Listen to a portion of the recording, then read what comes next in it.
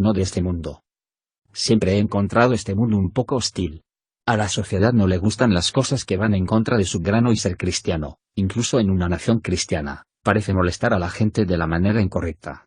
He visto a muchos cristianos demasiado dispuestos a esconderse a simple vista para escapar de la vergüenza. Nadie quiere ser señalado y burlado. Parece ser un lugar muy común en las escuelas y en el trabajo. He visto muchas veces que el único cristiano vocal en la sala estaría rodeado de paganos que se burlarían y lanzarían insultos, mientras que otros cristianos simplemente se quedarían ahí para mirar. Una cosa horrible de presenciar, especialmente cuando estás siendo atacado. Pero es lo que estamos llamados a hacer y no debería sorprendernos. Necesitamos dejar de estar en la cerca al respecto y comprometernos a vivir nuestra fe cristiana y aceptar esos momentos de ataque como evidencia de nuestra fe, como en Juan capítulo 15 versículos 18 al 20. Si el mundo los aborrece, tengan presente que antes que a ustedes, me aborreció a mí.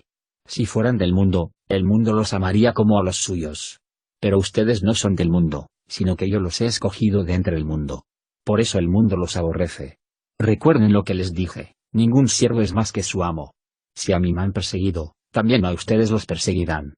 Si han obedecido mis enseñanzas, también obedecerán las de ustedes. De hecho, debemos alabar a Dios porque la persecución dice algo acerca de quiénes somos. Tal como sucedió con los apóstoles en el libro de los Hechos. Entonces llamaron a los apóstoles y, luego de azotarlos, les ordenaron que no hablaran más en el nombre de Jesús. Después de eso los soltaron. Así, pues, los apóstoles salieron del consejo, llenos de gozo por haber sido considerados dignos de sufrir afrentas por causa del nombre. Y día tras día, en el templo y de casa en casa, no dejaban de enseñar y anunciar las buenas nuevas de que Jesús es el Mesías. Hechos capítulo 5 versículos 40 al 42. La realidad es que no somos de este mundo.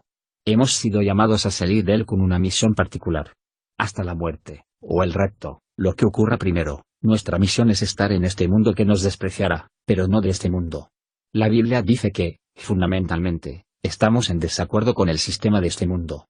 Jesús incluso nos dijo que tendremos problemas en este mundo en Juan 16:33. Yo les he dicho estas cosas para que en mí hayan paz. En este mundo afrontarán aflicciones, pero anímense. Yo he vencido al mundo. Seré el primero en decir que siempre me he sentido fuera de lugar.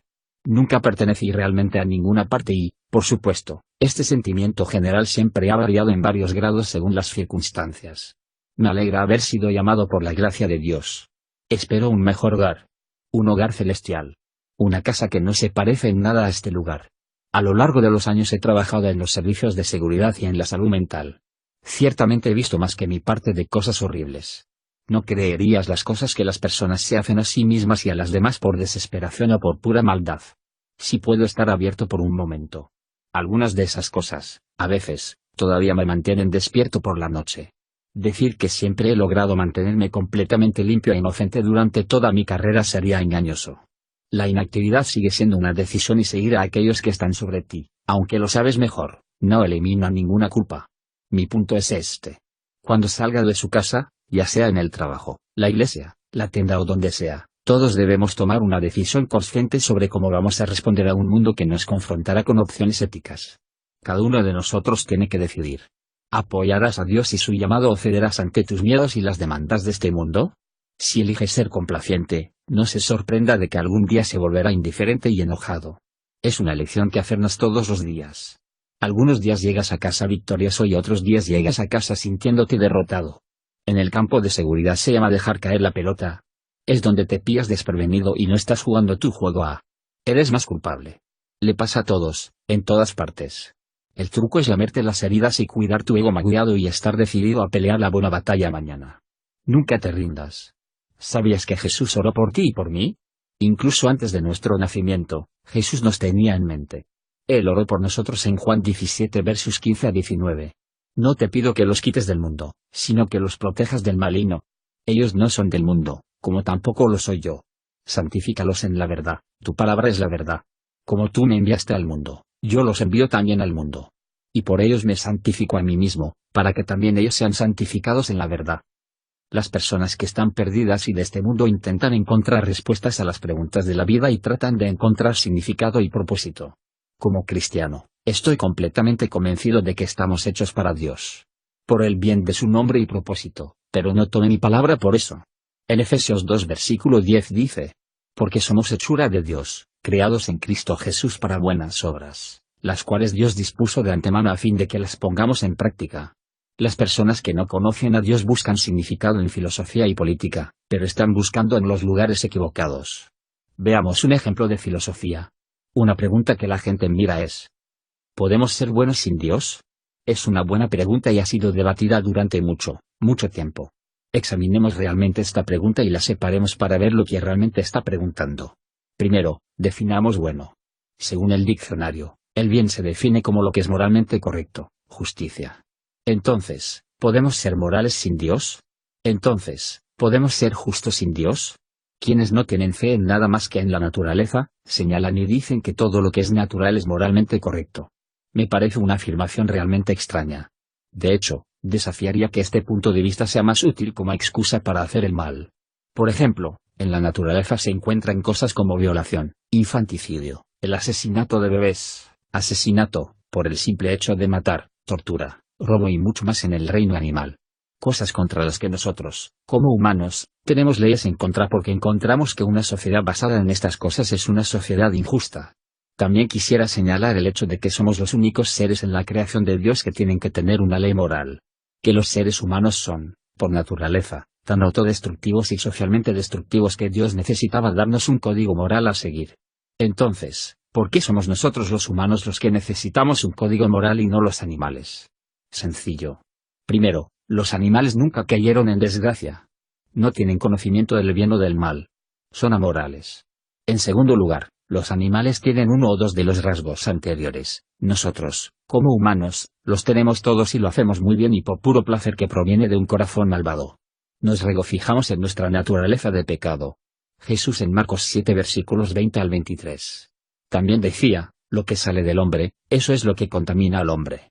Porque de adentro, del corazón de los hombres, salen los malos pensamientos, fornicaciones, robos, homicidios, adulterios, avaricias, maldades, engaños, sensualidad, envidia, calumnia, orgullo e insensatez.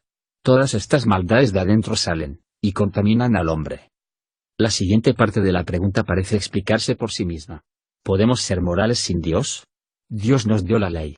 La ley nos enseñó dos cosas: cómo debemos vivir con Dios y cómo debemos vivir juntos.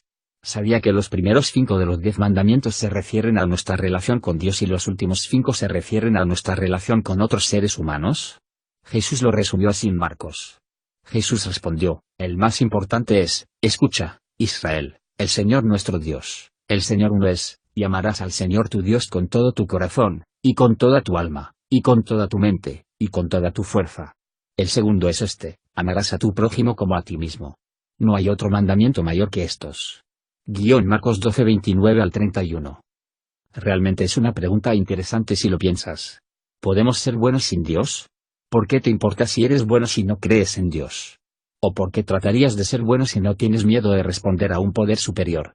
Creo que el corazón de la pregunta es realmente: ¿cómo puedo ser bueno sin la necesidad de seguir a un Dios que parece querer arruinar mi diversión pecaminosa? ¿No es la pregunta realmente buscando una escapatoria? Si puedo hacerlo yo mismo, entonces puedo crear mis propias reglas. Sin embargo, en realidad no funciona de esa manera. Todo se reduce a esta verdad básica. No puedes ser bueno porque no eres un ser moral por naturaleza. Adán convirtió a cada persona en un ser pecador por su desobediencia a Dios en el jardín. Entonces, la moral no es creada del hombre sino de Dios. El hombre no puede hacer nada fuera de su naturaleza. Y si la moralidad es creada por Dios, debe ser dada por Dios. Podemos tener un deseo de ser morales, pero solo Dios puede darlo. Lo ha hecho a través de su Hijo, Jesucristo. En Romanos lo explica así. Por tanto, así como una sola transgresión causó la condenación de todos, también un solo acto de justicia produjo la justificación que da vida a todos. Porque así como por la desobediencia de uno solo muchos fueron constituidos pecadores, también por la obediencia de uno solo muchos serán constituidos justos. En lo que atañe a la ley, ésta intervino para que aumentara la transgresión. Pero, ahí donde abundó el pecado, sobreabundó la gracia, a fin de que, así como reina el pecado en la muerte, reine también la gracia que nos trae justificación y vida eterna por medio de Jesucristo nuestro Señor. Romanos 5 versículo 18 al 21. La gente busca significado en la política. Veamos el trabajo de Platón llamado La República, esto es, lo que se llama un diálogo socrático, escrito por Platón alrededor del 375 a. C. En relación con la justicia, el orden y el carácter de una ciudad y un estado justos, y el hombre justo. Sócrates crea sistemáticamente su idea de una utopía perfecta y justa. El problema es que nadie querría vivir realmente en él. Simplemente se basa en ideas que solo pueden ser elaboradas por personas idealistas que no hacen nada malo. Una empresa imposible. La mayoría de los críticos ni siquiera están de acuerdo con las premisas básicas de Sócrates, y mucho menos con cualquier otra cosa. Sin embargo, la gente todavía tiene la idea de que si la sociedad se alineó y gobernó de esa manera, los males del mundo podrían ser controlados. El significado de la vida es, en esencia, luchar por el mejoramiento de la sociedad adoptando ciertos puntos de vista políticos. Mira los ideales de Star Trek. Una federación unificada de planetas que sigue una directriz principal para la paz mutua, la diversidad y la expansión. Y si no estás de acuerdo, entonces hay guerra. Realmente no es más que totalitarismo disfrazado de virtud. ¿Por qué no hay una idea perfecta de gobierno? Sencillo. El gobierno está dirigido por personas imperfectas. Gente imperfecta que puede ser codiciosa, parcial, odiosa y cegada por el poder absoluto. En el primer Samuel, en el Antiguo Testamento, Dios advirtió a Israel acerca de tener un rey, pero no lo escucharon. Samuel comunicó entonces el mensaje del Señor a la gente que le estaba pidiendo un rey. Les explicó, así es como el rey va a gobernarlos, les quitará a sus hijos para que se hagan cargo de los carros militares y de la caballería, y para que le abra un paso al carro real. Los hará comandantes y capitanes, y los pondrá a labrar y a cosechar, y a fabricar armamentos y pertrechos. También les quitará a sus hijas para emplearlas como perfumistas, cocineras y panaderas. Se apoderará de sus mejores campos, viñedos y olivares, y se los dará a sus ministros, y a ustedes les exigirá una 10ª parte de sus cosechas y vendimias para entregársela a sus funcionarios y ministros. Además, les quitará sus criados y criadas, y sus mejores bueyes y asnos, de manera que trabajen para él. Les exigirá una 10ª parte de sus rebaños, y ustedes mismos les servirán como esclavos. Cuando llegue aquel día, clamarán por causa del rey que hayan escogido, pero el Señor no les responderá. El pueblo, sin embargo, no le hizo caso a Samuel, sino que protestó, signo de exclamación abierta de ninguna manera. Queremos un rey que nos gobierne. Así seremos como las otras naciones, con un rey que nos gobierne y que marche al frente de nosotros cuando vayamos a la guerra. Después de oír lo que el pueblo quería, Samuel se lo comunicó al Señor. Hazles caso, respondió el Señor, dales un rey. Entonces Samuel les dijo a los israelitas, signo de exclamación abierta, regresen a sus pueblos. 1 Samuel capítulo 8 versículos 10 al 22. Me parece interesante que muchos cristianos piensen que si hacemos gobernantes de la cristiandad, el gobierno sería bueno. No tienen idea de lo que piden. Son ignorantes de la historia. Cuando Constantino llegó al poder en el siglo III y puso fin a la persecución cristiana, se pensó que era un regalo del cielo. El cristianismo se convirtió en la fuerza gobernante. El resultado fue que casi destruyó la Iglesia por completo. Posiblemente el mayor logro de Satanás. Bajo la Iglesia, las guerras estaban justificadas en el nombre de Dios. Los pobres y los desvalidos se convirtieron en chivos expiatorios. Después de todo, Dios debe estar castigándolos por algo si son pobres y oprimidos. Las cruzadas, la Santa Inquisición, hasta los senderos de brujas de Salem.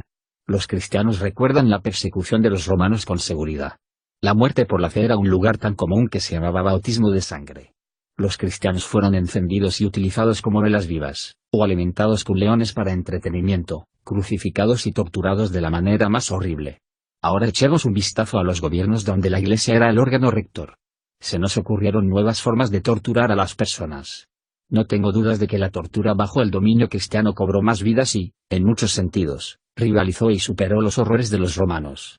Estoy seguro de que algunos dirían que simplemente no lo hicieron bien. ¿Suena familiar? Cuando Jesús vino al mundo, la idea de los judíos era que el Mesías introduciría un reino basado en la fuerza física y a lo largo de los evangelios se ve a Jesús huyendo de las multitudes que querían obligarlo a ser rey. Ese era el Mesías que esperaban. No pudieron ver que Jesús no estaba estableciendo un reino físico, sino espiritual. No puedes hacer que la gente piense de cierta manera. Dios nunca quiso eso. Dios le dio al hombre libre albedrío. Entonces, el libre albedrío más una naturaleza pecaminosa no puede hacer un gobierno perfecto, sino solo uno que le quita las libertades dadas por Dios. Reconocer esas libertades es lo más cerca que estaremos de un gobierno perfecto. Jesús dijo en Juan: pero se acerca la hora, y ha llegado ya, en que los verdaderos adoradores rendirán culto al Padre en espíritu y en verdad, porque así quiere el Padre que sean los que le adoren. Dios es espíritu, y quienes lo adoran deben hacerlo en espíritu y en verdad. Juan capítulo 4 versículos 23 y 24. En conclusión, enfrentaremos persecución. Estamos llamados a enfrentar la persecución pero no forzando nuestra voluntad. La Biblia dice en Efesios 6 versículo 12. Porque nuestra lucha no es contra seres humanos, sino contra poderes, contra autoridades, contra potestades que dominan este mundo de tinieblas, contra fuerzas espirituales malignas en las regiones celestiales. Tertuliano dijo que la sangre de los mártires es la semilla de la Iglesia. El propósito y el significado de una vida cristiana no se encuentran en ninguna filosofía hecha por el hombre sino en Dios. Eclesiastes 12 versículo 13 dice esto. El fin de este asunto es que ya se ha escuchado todo. Teme, pues, a Dios y cumple sus mandamientos, porque esto es todo para el hombre. Te dejaré con esto. Como cristiano, se necesita valor para defender lo que crees. A veces fallarás porque solo Dios es bueno. Es la dualidad del hombre. El lado bueno que proviene del Espíritu de Dios y nuestra vieja naturaleza pecaminosa como explica Pablo aquí. Sabemos, en efecto, que la ley es espiritual. Pero yo soy meramente humano, y estoy vendido como esclavo al pecado. No entiendo lo que me pasa, pues no hago lo que quiero, sino lo que aborrezco. Ahora bien, si hago lo que no quiero, estoy de acuerdo en que la ley es buena, pero, en ese caso, ya no soy yo quien lo lleva a cabo, sino el pecado que habita en mí. Yo sé que en mí, es decir, en mi naturaleza pecaminosa, nada bueno habita. Aunque deseo hacer lo bueno, no soy capaz de hacerlo. De hecho, no hago el bien que quiero, sino el mal que no quiero. Y, si hago lo que no quiero, ya no soy yo quien lo hace, sino el pecado que habita en mí. Así que descubro esta ley, que, cuando quiero hacer el bien, me acompaña el mal. Porque en lo íntimo de mi ser me deleito en la ley de Dios, pero me doy cuenta de que en los miembros de mi cuerpo hay otra ley, que es la ley del pecado. Esta ley lucha contra la ley de mi mente, y me tiene cautivo. Soy un pobre miserable. ¿Quién me librará de este cuerpo mortal? Gracias a Dios por medio de Jesucristo nuestro Señor. En conclusión, con la mente yo mismo me someto a la ley de Dios, pero mi naturaleza pecaminosa está sujeta a la ley del pecado. Romanos 7 versos 14 a 25. Oremos. Dios, gracias por tu amor eterno. Recuerda, Señor, somos solo polvo y sin ti no hay nada bueno. Ayúdanos a ser valientes en esos momentos de ataque. Danos sabiduría, conocimiento y comprensión. Recuérdanos que nuestra guerra no es contra carne y hueso, sino contra los ideales del enemigo. Que nuestra esperanza está en ti y no en las cosas del hombre. Que podamos mostrar su amor y gracia. Que seríamos más como tú. En el santo nombre de Jesús. Amén.